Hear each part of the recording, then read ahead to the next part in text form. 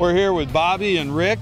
And first off, tell us, why do you guys ride? Bobby? Oh, I think it's the freedom. You know, I think it's getting out on the road, feeling the wind, being with my friends, my family, and just leaving everything behind and just going after it. Rick?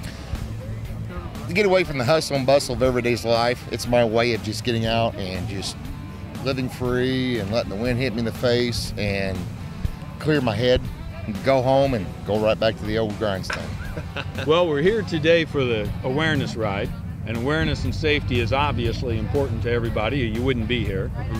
Tell me, Bobby, what can riders do to make riding safer? You know, I think that's a great question, but I think one of the most important things that a rider can do is, if you have the opportunity to ride in groups, ride in group, because 2 headlights, 4 headlights are better than 1.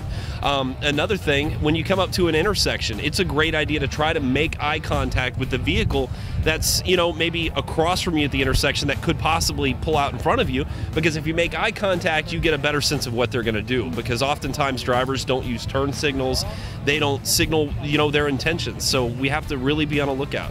Good point. Rick? I agree with what Bobby said. One thing, you have to drive defensively. You also have to drive offensively sometimes, because if you just drive defensively and you have to make an offensive move, sometimes you have to just to stay out of an accident. If you have to do it, so be it. Don't ride in their blind spots, and like I said, make eye contact with them and treat every cage car out there like they don't know where you're at. So Be invisible. exactly. Yeah. Well, turn it around. Except for the obvious, being aware and looking for bikes, what can car and truck drivers do to be safe? What would you like to see? Gosh, that's a good question. Rick, I think as a professional driver, I think this is a perfect question for you. Don't just glance. If there's a mirror, you know, look. They always say look twice before you turn, look both directions. Okay, if you're looking, the mirror is usually right in your plain view side. Look over your mirror, look beside the mirror. You know, listen.